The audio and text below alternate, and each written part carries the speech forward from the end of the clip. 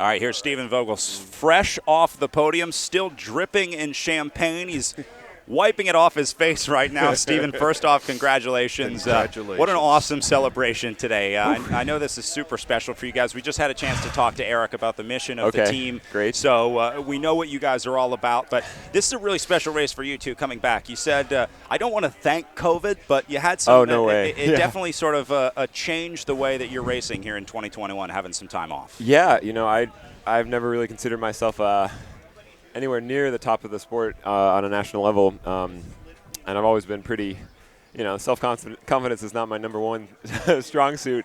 So a lot of people have believed in me more than I've honestly believed in myself.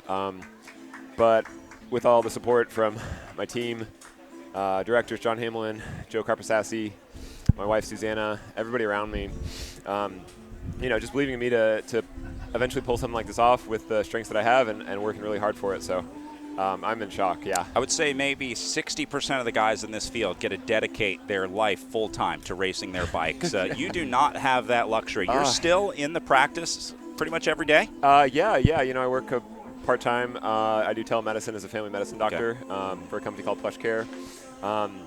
It's been an amazing journey, a hard one. I've always kind of looked at the sport from the outside in. Yeah. And held enough space and, like I said, had enough support for from those around me to really believe in me to do it. I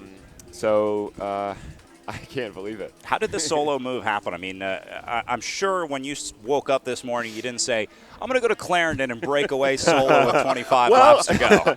I kind of daydream about it every time I train. Yeah. For the last month, I've watched my heart rate go up about 10 beats when I think about what I could do here. So, yeah. But it's all been a fantasy. So, I mean, it's been a quick study in bigger crits with that slow realization that I can be at the front of these races really since 2019.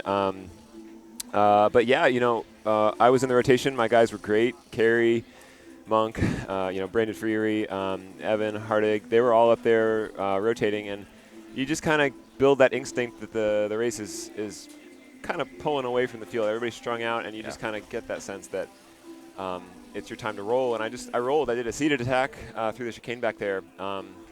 And it was late enough in the race that I just kind of said, I'm going to commit. I'm going to get down, grab the tops, tuck it in, and pretend I'm time trialing, really, and just see what happens. Were you getting time checks? I mean, were you aware of the situation? I posted up a lap early. So. Yeah.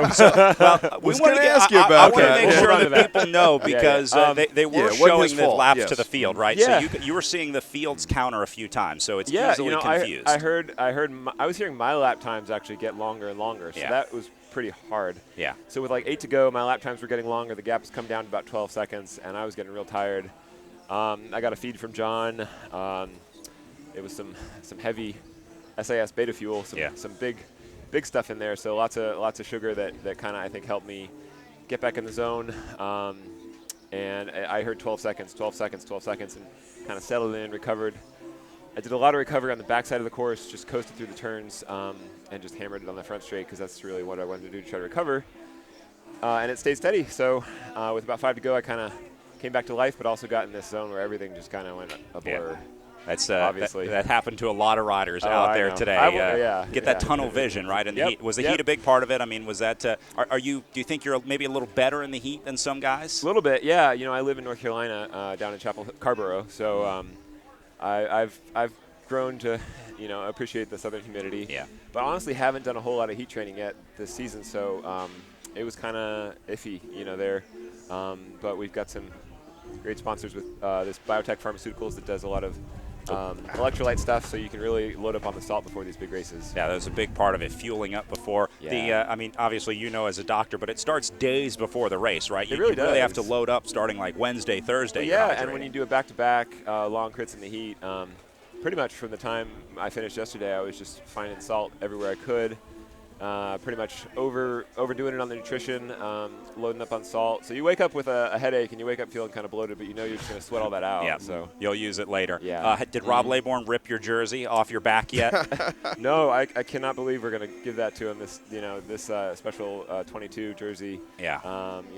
Dedicated to all the veterans. So it's just amazing that we got to wear that and give it to him today. Yeah, I mean the day that you wear the special sunshine jersey, you get the win. Yeah. So Oh this is going to make a lot of military families really happy so, here. So happy for all of them, and we do it all for them, really, honestly. Right on. Well, Stephen, congratulations, man. Go so get much. yourself. I hope you got to drink at least a little bit of the champagne. I did. Yeah, I got a good swig of it. Yeah, okay, good. You Sprayed can the media up there a little. That's fine. It's not my camera, so I don't care. Right. You can move away from the salt and the nutrition products now and get yourself something cold that you actually enjoy. It's going to be a minute before I realize what I did. So thank you all. Appreciate it. I can't wait until it fully sinks in for you. It's going to be awesome. Congratulations, Thank you guys so much. Take care. Stephen Vogel with Project Echelon, your race winner today on the final day of the Armed Forces Cycling Classic.